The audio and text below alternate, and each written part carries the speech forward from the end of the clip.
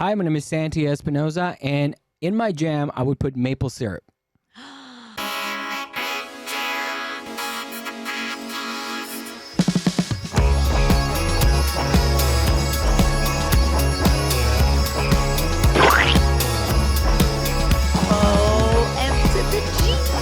What's going on, everybody? We are back. It's another beautiful day here in New York City, and we are back at Immigrant Jam headquarters. Mike, how are you? Wonderful. Mike is wonderful. Today is an exciting day. I'm very excited because my guest today is an immigrant extraordinaire. Whatever that means, we'll find out. He's so fun. He's a comedian, podcaster, immigrant. Yes, I think we're going to get into this, but I think like triple immigrant as far as I know. He has an album out that's called Identity Crisis. So on brand. Oh my goodness. And a little birdie told me he listens to this podcast, and the little birdie was him. Welcome, Santi Espinosa. Thank you so much for having me, Lucie. Big fan of what you do. Oh, stop. I appreciate it very much. Enough about me. Now you talk about me. Wait, I said Santi Espinosa thinking I'm like pronouncing your name right, but you said Santi. It honestly, because the actual name is Santiago. Mm-hmm. Right. All right, so technically it would be Santi. Right. But I've had like one of my closest friends from Montreal, from Canada. He's called me Santi the whole time. Yeah, you never corrected him. And I never corrected him. I was like, that was cool. It sounds French. I'm just going to go with it. So I actually didn't know this about you until I did a little bit of research on you. I thought you were just a regular old Colombian man. But you, as far as I know, you moved from Colombia to New York. Yeah. And then from New York to Montreal. Yeah. Well, now you live back in New York. So, but all of that happened before you were 18. But tell us your story a little bit. Yeah, that's why like that album was it had such an impact because I was trying to figure out like, why do I do stand up in the first place? And it's because as a perpetual immigrant, I always felt like I was not part of anything. Right. I was not Colombian. I was not Canadian. I was not American. So for me, it was always the idea of not fitting in. So it was just always confused. And then essentially, so I was born in Colombia, in Bogota, or as white girls say, Bogota, Colombia. Bogota. The capital. Is that in Thailand? The capital of narcos. And no, the capital of narcos is Medellin. But I was born in Bogota. I lived there till I was like 10. Mm-hmm. Then we moved to New York. And, to the city? To the city. Yeah, well, I mean, we were in Queens. Mm-hmm. So I went to middle school and high school here, the first couple years of high school. Where in Queens? In Sunnyside. Okay. And I remember it was like, I went to a bilingual school in Colombia when I was a kid, but it's different when you learn English in school in Colombia, and then you're just put into like an actual middle school in Queens, New York. Yeah. Like I go in and I was way like whiter than everybody else. I was blonde. Wow. And that's when I found like that was my first encounter with racism in the US. Because I knew a little English and because I looked white, they didn't put me in an ESL class. Oh, wow. They dropped me straight with like the American kids like Kevin and all. I honestly, I have a joke about this. Is like, I don't know what it feels to have autism, but that was me in class. I was just like I didn't know. Like I wanted to participate, but every time I did, I had such a thick accent that they would just immediately make fun of me. So they didn't like recognize the fact that you had an accent. They were just like, "No, you're white." Yeah, you're white. I don't know why I'm doing that accent in Queens. But. And the biggest bullies wearing like the white. It was like black kids were mean to me because I was a white Mexican. They called me white spick, and I was like, I don't know what that means. Wow. It was really you were like, thank you. Thank you. I didn't know I had a title. Like that's so nice of you. And so those years were very challenging because I was just trying to figure out my identity, and I created a complex of like I don't want to be Colombian. I want to be American.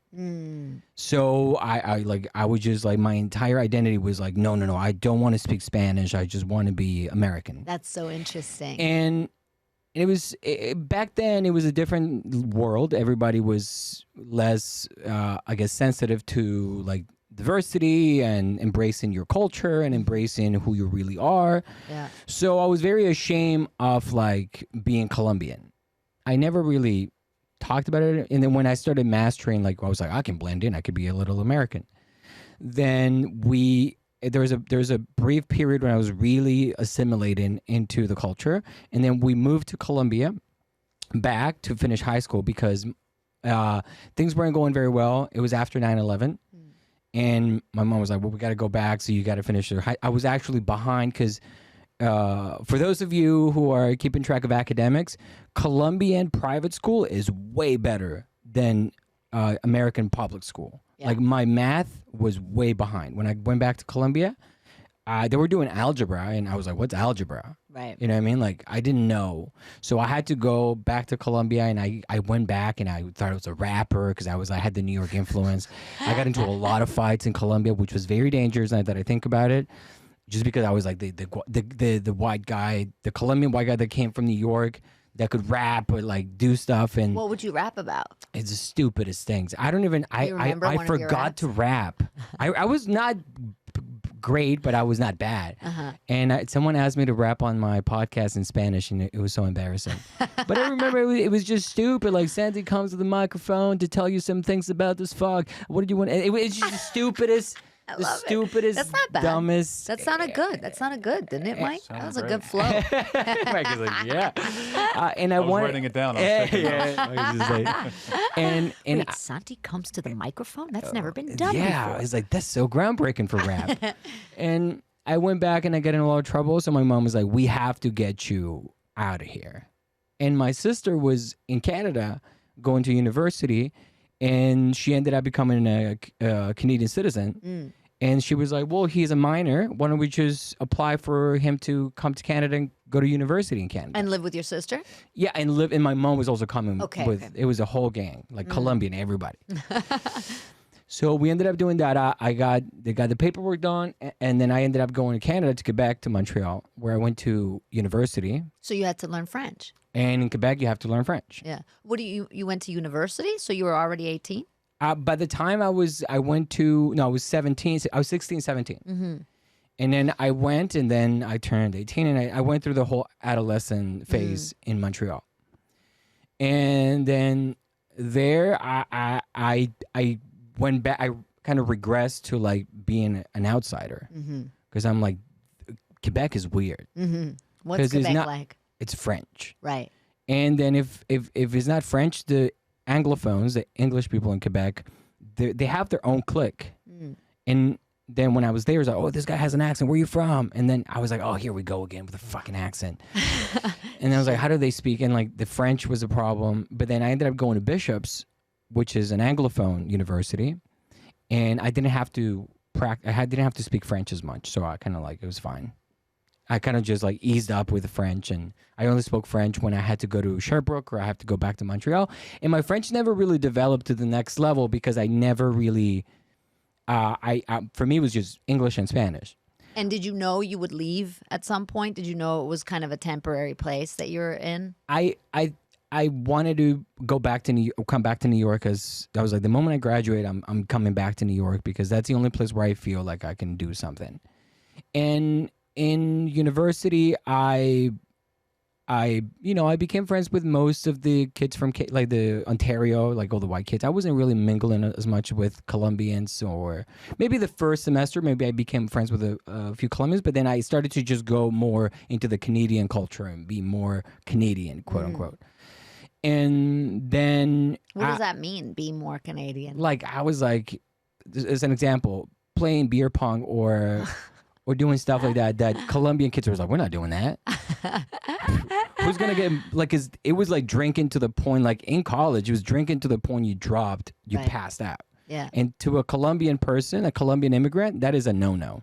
Like, you don't do that. You don't play beer pong and like, and then play with the rugby guys and why? Be white. Because you have to work. Yeah. So it's like he's you can't afford to do that. Yeah. He's becoming white. Look at this kid. He's playing beer pong. He's like, the slang, everything. Meanwhile, the other kids are like at immigrant parties with like all the German kids, all the Italian kids, where they're dancing. Immigrant parties. It's so different. I went to my first immigrant party at Bishop's, and I'm like, why did I not do this from the beginning? What was the immigrant party like? What would they be doing? Actual music. They're like Dostoevsky, or yes, Ukraine, and you're like, There was actual music? It was music. People were dancing. There was like the conversations were actually like conversations. It was like, oh, I'm from like, Bangladesh and then talk about the economy of Bangladesh. Whereas like you're at a white party. There was a guy selling fake social security numbers in the corner. Here's IDs if you ever go to Montreal, if you want to work here. So it was a different party. Yeah. Whereas like the white party, the Canadian party was like, let's play beer pong and get fucked up. Right. And play Never Have I Ever and like let's see if anyone can fuck the hottest girl in this place. Wow. That was a different vibe. Yeah. And so I'm like, and that's Why when do you think that is? Is it because immigrants have had to like sacrifice and work harder, or why do you think that is? That the immigrant they're not party entitled. was better? An immigrant is not. I mean, maybe there is an exception of immigrants that come here with money and they're entitled. Yeah, the Trumps, the Trumpies, for sure. But just the family, the Trump family, the Trumpies, the Trump, all the Trump voters. Yes. But I think that as an immigrant, you understand what it's like to appreciate being in a place where you're like, oh man, there's freedom here. Right. And I can do what I want to do. And like I can say what I want to say. Yeah. And especially if you come from an emerging or like a developing country, if you come from Germany, you're kind of downgraded to be here. But if you're coming from Still Colombia, don't understand why we moved here. Yeah, it's funny. Like to me, it says like when you're from like a country that has a very well done social system, like healthcare is accessible, education is affordable, and you move to the U.S., it's like you're doing it because you have a dream, and you still don't know what the dream is, but.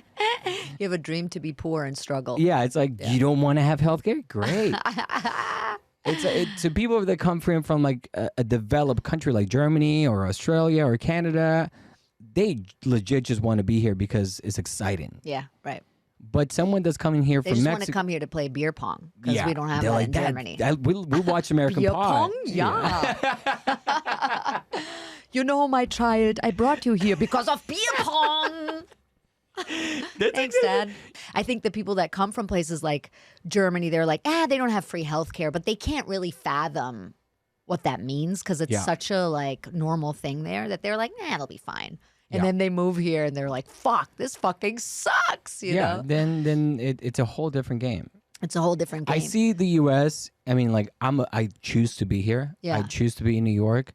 I worked really hard to get my green card again. It's literally because of my passion and my love to the city of New York and stand-up. Other than those two things, there's no reason for me to be here. Right. But those are good reasons. Yeah. Yeah. But those are you got to know your reasons. That's true. So what is it about New York that you love so much? Maybe there's also an emotional thing because when I was here in my formative years when I was a kid, and I kind of like that this is the first place that felt like I could like be Spanish and English, be me. Right, be like, two things or more. Like I'm in Astoria, and it's amazing to me that I can just walk into a place and just start a conversation in Spanish with any, like, and everyone's like, oh, el blanquito habla español, habla español, y se aterran de que yo estoy hablando español. So for me, it's like so exciting to be like, look at this, because everybody has this perception that because I somewhat like put myself out there as a white guy. You put yourself out there as a white guy? Like I dress. You look like a white guy. Like I have the hat, the Raptors hat. Oh, okay. I'm like wearing it backwards. I have this.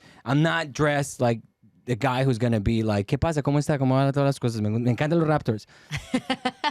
Everybody goes like, what is but happening? What would you be dressed like? I mean, seriously, would you be? You're not gonna wear a sombrero. You know what I mean? That's the thing. But even Colombians and Mexicans say this to me frequently. Like, oh, we didn't think you were our people. So does that bother you, or now you use it as an asset? Now yourself? I use it as I don't speak Spanish until I know that they're not saying something. Like if they're talking and there's gossip, I'm like, I'm listening. So, but do people catch your accent? Because there is a little bit. I can catch a little bit of an accent. Yeah, I mean, to me, my accent is weird because like no one can pinpoint a place. They're like, he doesn't sound foreign enough that I'm right. I'm like, God, what part of Canada is he from? Yeah, or it could just be Queens. Like, or it could just be Queens, yeah.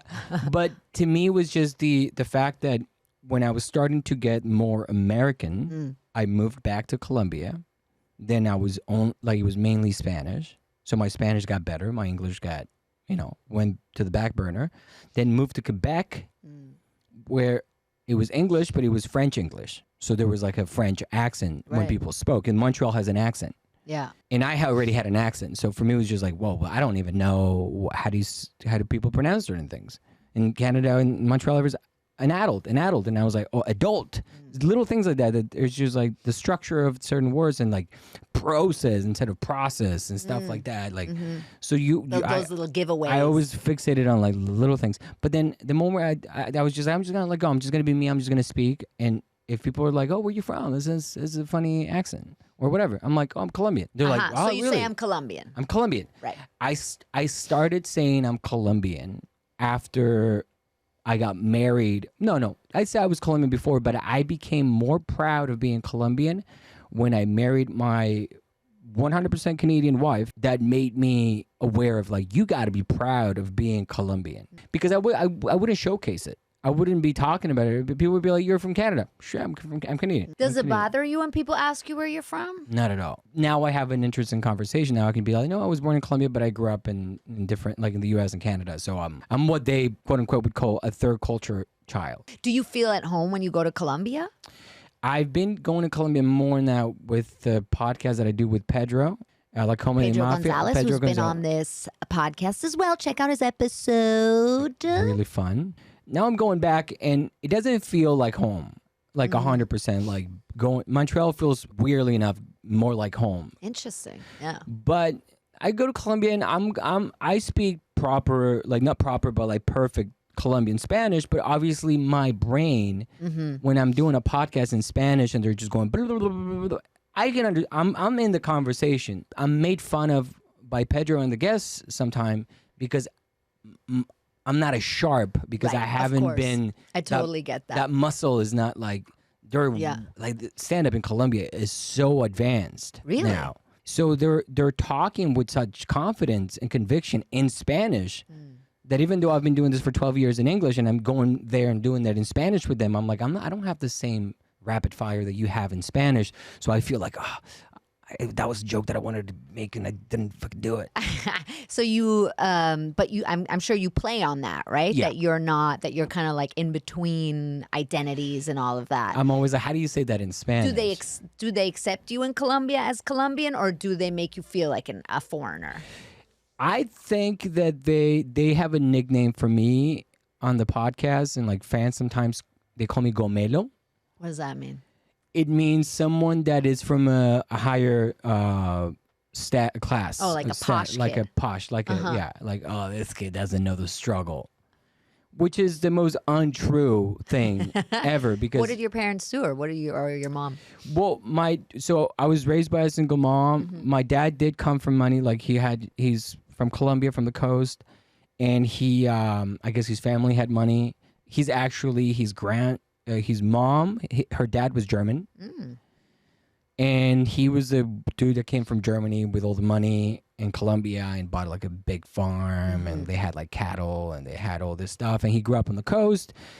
And then he met my mom in the capital, Bogota. My mom is from Manizales, which is like a little town in like the coffee area of Colombia. La Zona Cafetera. They're so proud. Paisas are like, God, you don't remember La Zona Cafetera? Yeah. So they met in the capital and they had my sister. My sister's 9 years older than me. And my dad had an aggressive gambling problem. So my mom didn't know. I mean, I guess she knew this, but she loved it. What kind of gambling?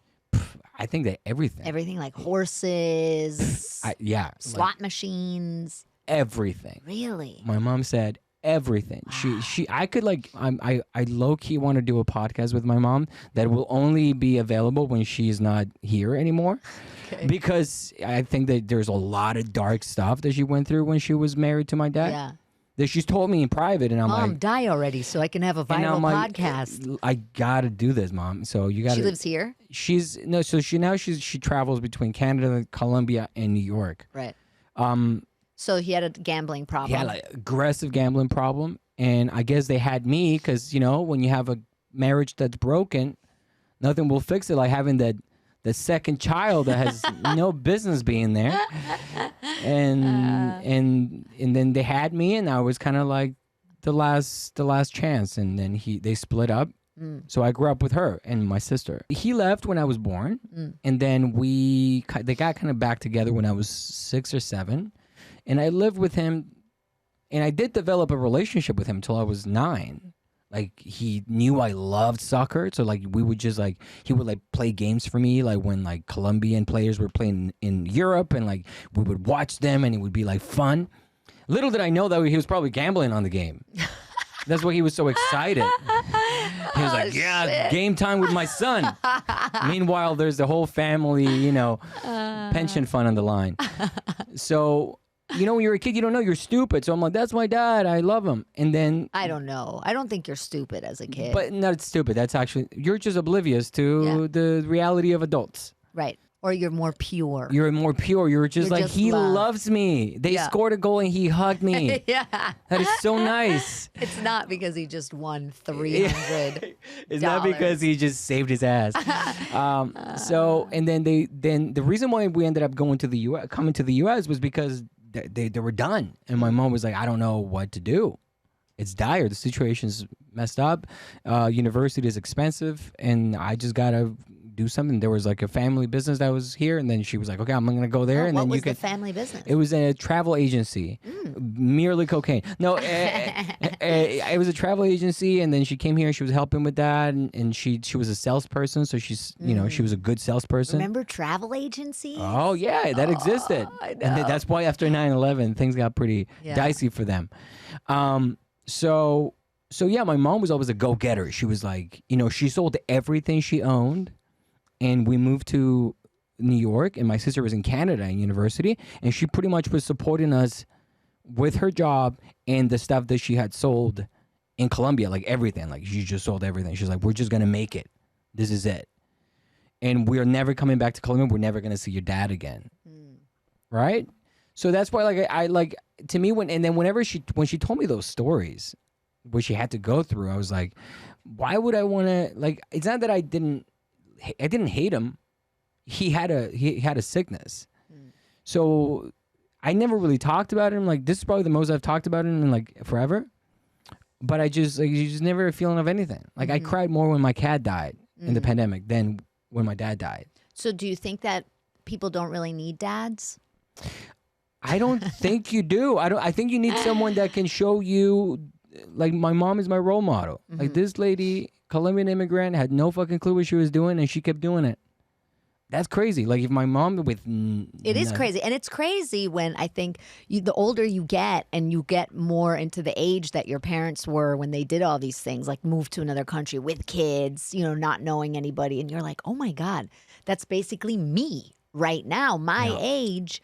And all the things that we're scared of, and anxiety, and all, all this. And I say it kind of with this like typical immigrant, like, oh, we have anxiety, because that's like such a typical immigrant thing. Yeah. That, you don't have time for anxiety. You don't have time to, think about all the like psychological traumas or whatever, or work through them, because you gotta survive, right? Yeah. But yeah, it's crazy to think about coming to another country with a kid by yourself, not knowing anybody, and being she didn't like, speak English. Let's go. She still doesn't. I mean, she speaks some English, but she's like, she goes to the store. She's like, shoes, me, la credit card.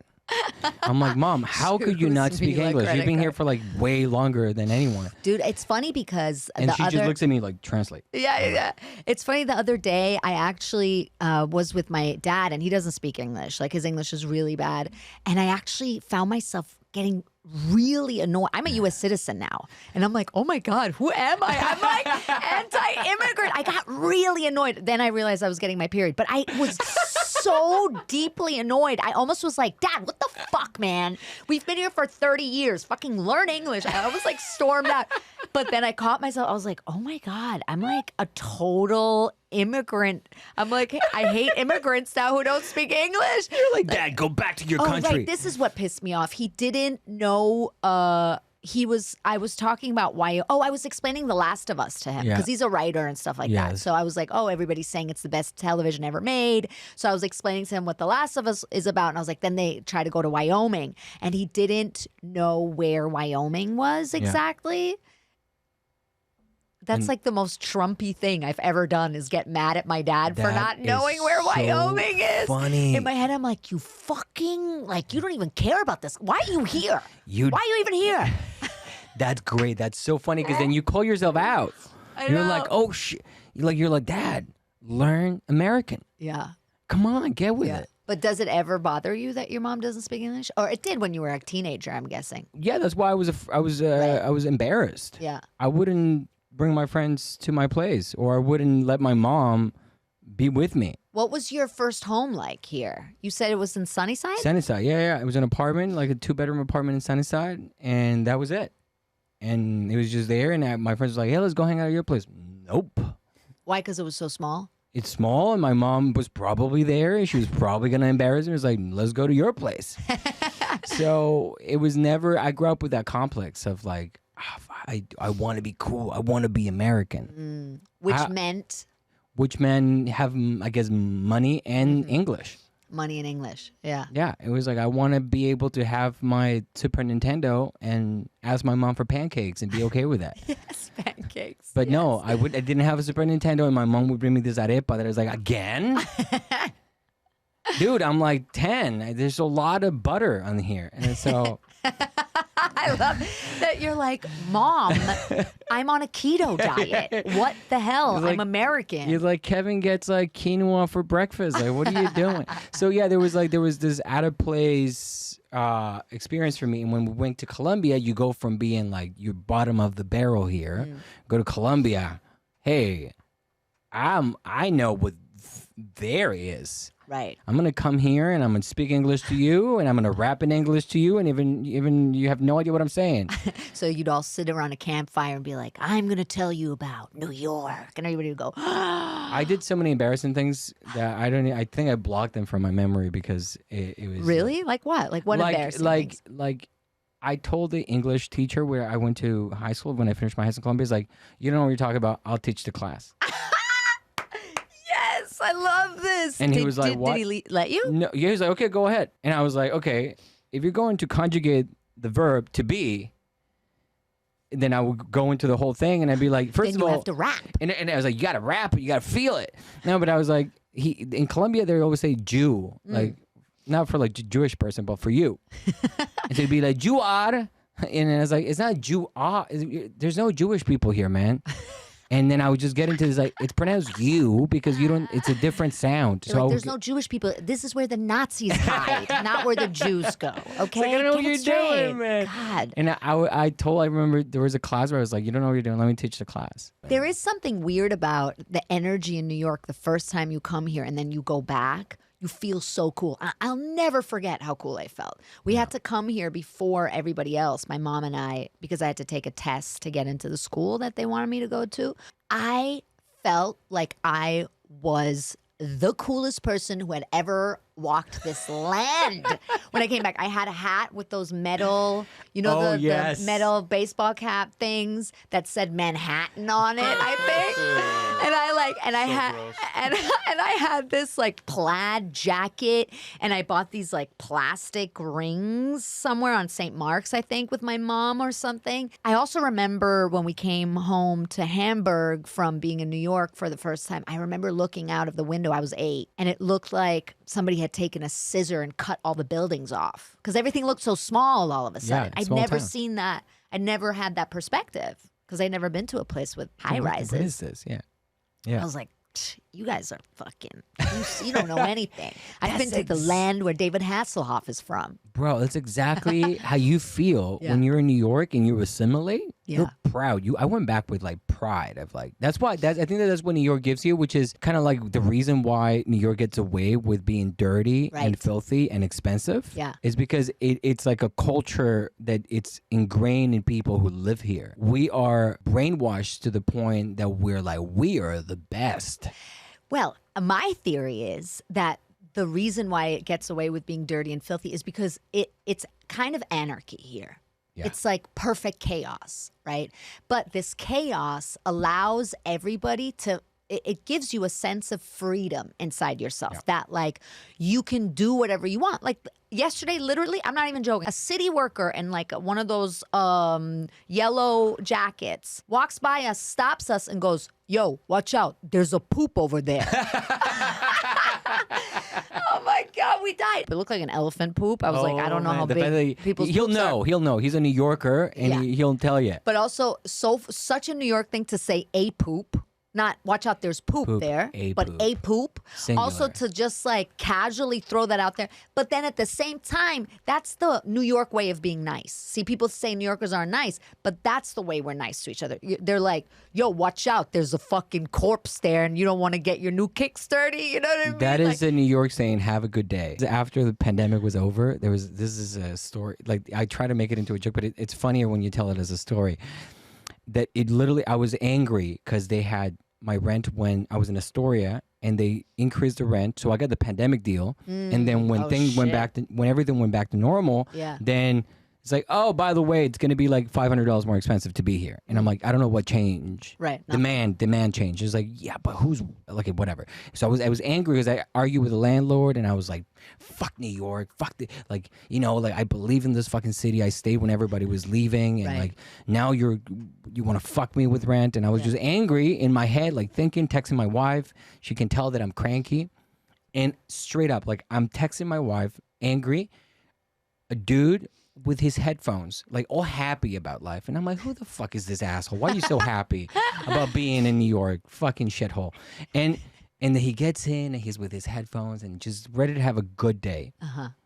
He doesn't check the seat. He just straight up goes and sits in the back.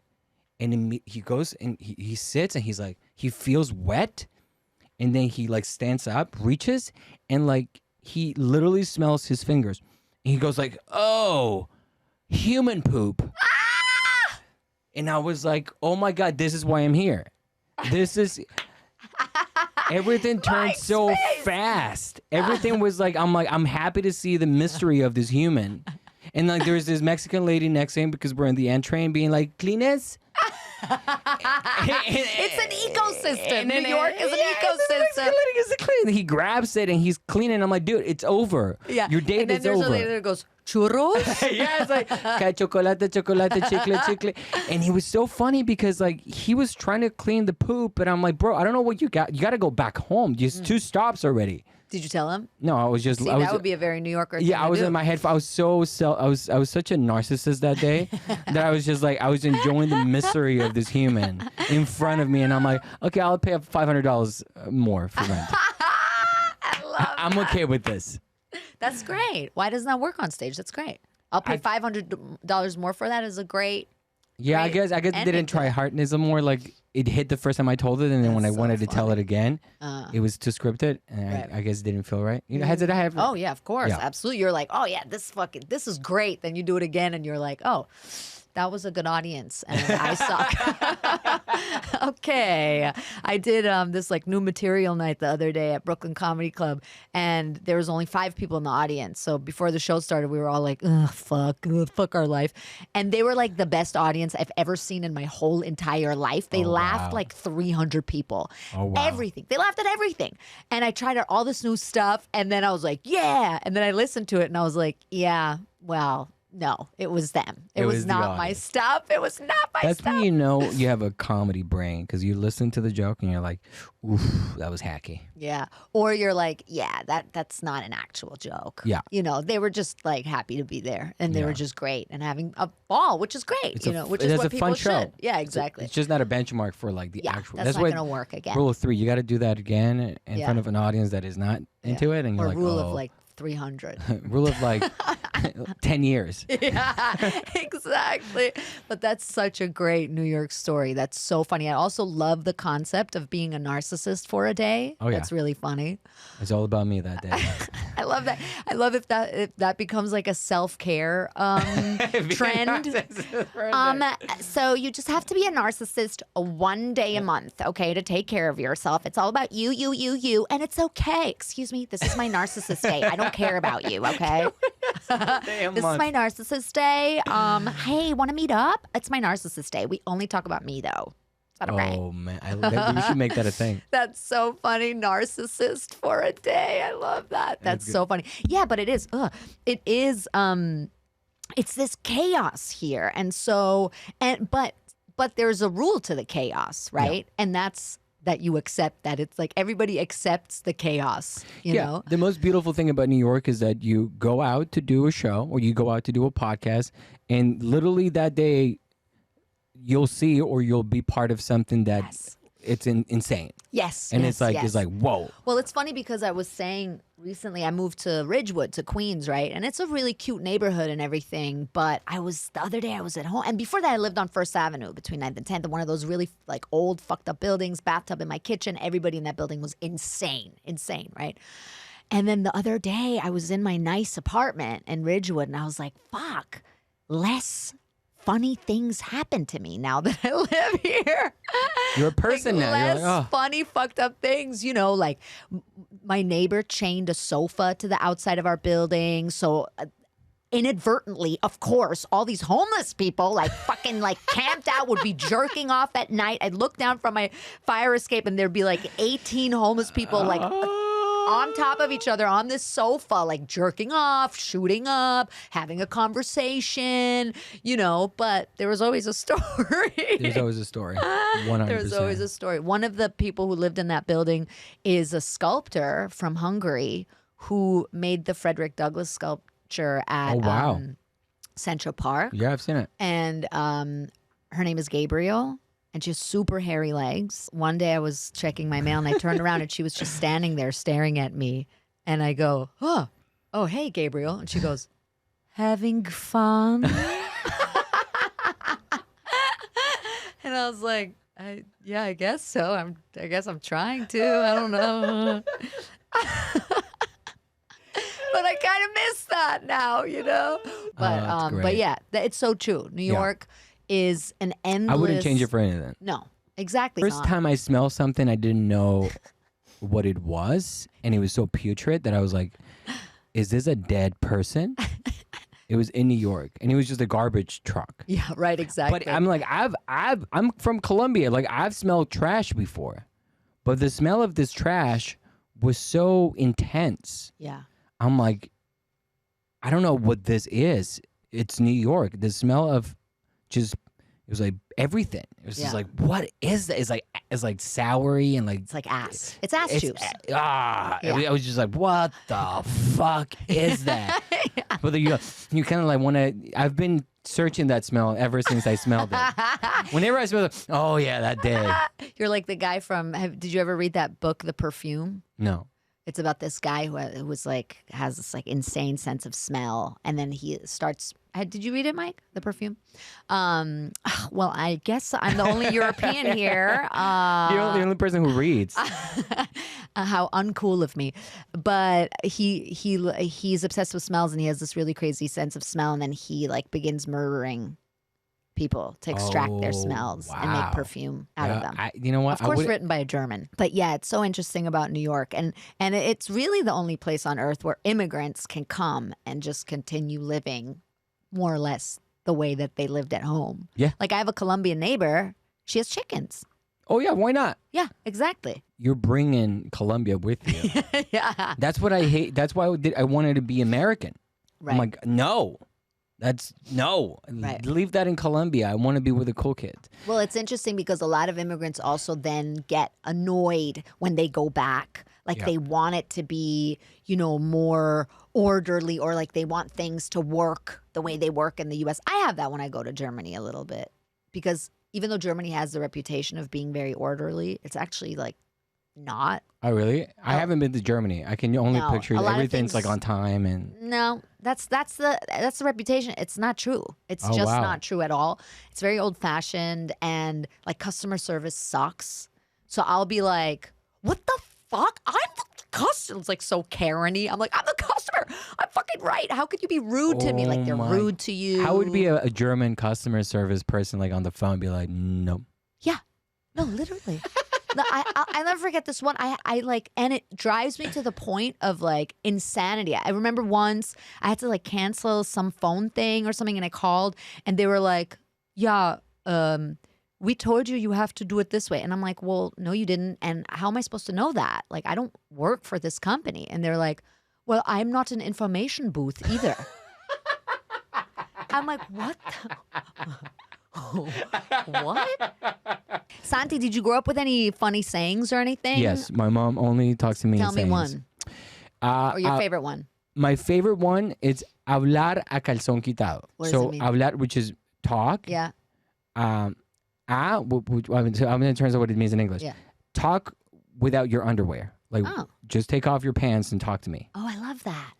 Which Be real. Be real. I Yeah. love it. Talk without So- your underwear. Yeah, talk to me without your underwear on. And she used that frequently. Hablemos a calzón quitado. And I'm like, why do I have to take my underwear, to be honest with you? So that was my favorite. Great. Yeah. That's so good. That's so good. See, I love these sayings because they also say something about the mentality of the people. Oh, yeah. You know, 1000%. let it all hang out. Yeah. My mom is like, let's go. They would never say that. In Germany, they'd be like, talk to me with 40 pairs of underwear on and inside a hazmat suit in a very low voice. Please don't be loud. Don't disturb anybody. Don't call attention to yourself. Actually, don't talk to me. That's the saying. That's the German word quiet. version. Yeah, exactly. Be quiet with a lot of underwear on. That's funny. They'd be the so yeah. That's one. Hablar a calzón quitado. Another one is vístame despacio que voy de afán. Dress me slowly because I'm in a hurry. Meaning like when you're wanting to get somewhere fast, when you're in a hurry, you tend to go fast. But when you're not thinking and you're going too fast, you end up making mistakes.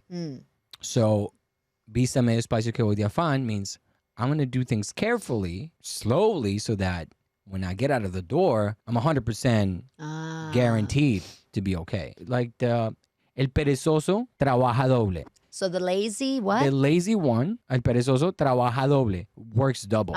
Works double. Yeah, that's Yeah. nice. That's good. So that's why you're doing something fast or you're lazy about it. You're going to have to redo that shit again. Yeah, the lazy one works double. I like that. Well, I think that it's time to play the poll questionnaire. Oh, I was looking forward to this blast. Santi Espinosa of Bogota, of Sunnyside, NYC, of Montreal, Quebec, of Poop Town, USA. If you had to deport one American person, who would you deport? I would like to deport Trump back to Canada, where he's from. Is he? Well, his family was from I Canada. thought they're German. His granddad made all his wealth in BC as in a brothel. Yeah. Okay. Back People to don't. Canada. Yeah, he's an immigrant. Well, his family, they're He immigrants. isn't. Yeah, that's true. Yeah. Everybody's an immigrant, but like he is essentially an That's immigrant. true. So he Yeah. should go back to Canada. If you could add one amendment to the Constitution, what would you add? The U.S. Constitution. I would just make, there's something in the Constitution that's missing from the U.S. to make this country great. It would be access 100% for everybody. Education is fucking free, baby. Yeah. If the U.S. made education free, Forget it. if you have 320 million people educated, Yeah. But then nobody would be Republican anymore. Ooh, sick burn. they'd be like the smart Republicans. Like, I know what I'm talking. But anyways, education, it's key. That's what's missing in the U.S. I agree. Okay. 2 more questions. If you could ban one American food, what would you ban? What do you think is nasty? What do you think should go? What do you think is a travesty? I mean, I like most things, but I would definitely get rid of corn dogs. Corn dogs? Yeah. I've never had one. I have to be honest, I didn't know what they were till recently. Are you okay, Mike? Mike's not okay. Mike just passed out. I'm not okay. He hit his head. Quintessential. He's How dare you call yourself an American citizen? Have you had one? Yeah, no, they're good. They're okay. What is it? It's a hot dog inside cornbread? No, it's corn. It's like a corn fritter batter. Right. That you put a hot dog on a stick, dip it in, then fry it. Then deep fry it. Yeah. Okay, so it's a hot dog inside crunchy batter. But yes, it's battered. It's just like you batter a chicken finger. Right. You batter a hot dog. Okay. So you don't just stuff it into a cornbread. He's so mad. And no, but he's right though. It's delicious. The only problem is I have baggage with that.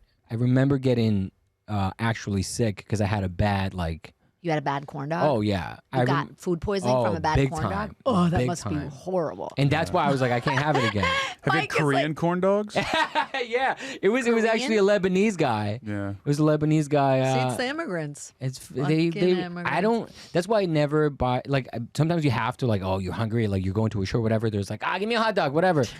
And I had a couple drinks, and I was like, I need to eat something because, and this is not. It's like 5 years ago, and I just had to eat something. I just had like one of those street vendors had like a corn dog, and I was like, yeah, give me that. It's a stick. It's easy. And I don't know where he put it. He put it up his butt or what the fuck he did with that.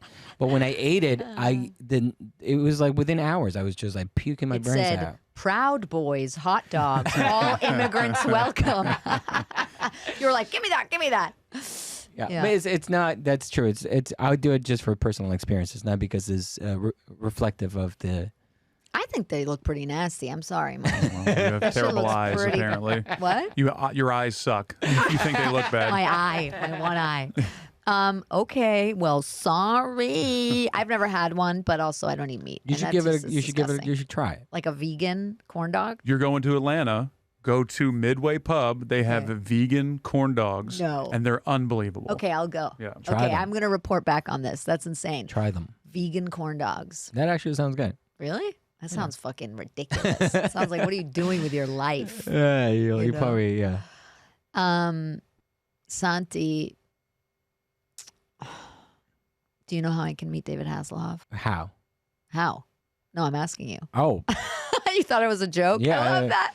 I was like, I don't know. You thought I was doing like a street joke with I you? think it was like a Hey. question of like, I know the answer to this. No, I don't. I don't know. I don't either. Okay, so last thing, what do you think is an essential thing to teach our listeners if they ever go to Colombia? What is one thing they have to know how to say, or like an essential Colombian nugget that we can give people listening? Okay, that's a good question. So if you're going to Colombia, my mom always says this, but it's true. You got to be with someone that knows Colombia. Yeah. So if you don't speak Spanish, get someone that speaks Spanish Okay. because you're probably gonna get mugged. Nice. And you will never be hired by the Colombian Tourism Board. No, but you know, here's the thing about that thing. I always say this because it's when people that are foreign to Colombia. Colombia's a beautiful country. You should definitely go with someone that speaks Spanish. But I've seen how advantageous some Colombian people are to foreigners. That I'm like, this is not okay. Like I'm seeing it happening, and I was like, I understand that they're charging triple or saying like I'm taking there's things that are not fair because of the problem that you're in a developing country that they're just want the money. Right. And if you're foreign, it's dollars. Yeah. So that's why I said what I said. But Colombia's a beautiful country. Not everybody's a piece of shit. and you're not going to get mugged. There's a probability there. I don't want to put a number. All right, cool. Where can people find you online? They can follow me on, you can go to my website at santiespinosa.com. And I have a new album, Identity Crisis. You can check it out. It's on Spotify and all the platforms. I have a podcast in Spanish. If you speak Spanish and you like podcasts, with Pedro Gonzalez, La Comedy Mafia. Very, very, very funny podcast. And all the platforms. I mean, Instagram is Santiago Comedy. YouTube is Santiago Comic. And it was different. Twitter is Santi Espinosa. And anyways, you go to my website, santiespinosa.com. Everything's there. Okay, and you will never find him in line for corn dogs. So follow Santi Espinosa everywhere and anywhere if you don't already. Check out his album. See him live in New York. He travels the country and also Colombia and South America and other places as well. Follow him. Check out everything he does. Thank you to Mike Albanese. Thank you, Mike. We did it. For bearing through another episode of shitting on American food. We should make that a spin-off. Shitting on American food and then just have the camera on Mike's face the entire time. Thank you for listening. Thank you to Douchebag Steve, Gio, Craig. Thank you to anybody and everybody out there that listens. If you like this episode, please give us a little 5-star rating or a review or both. And subscribe and do all the things that you want to do. Hug an immigrant. Don't step in a poop wherever you are. We love you. Goodbye.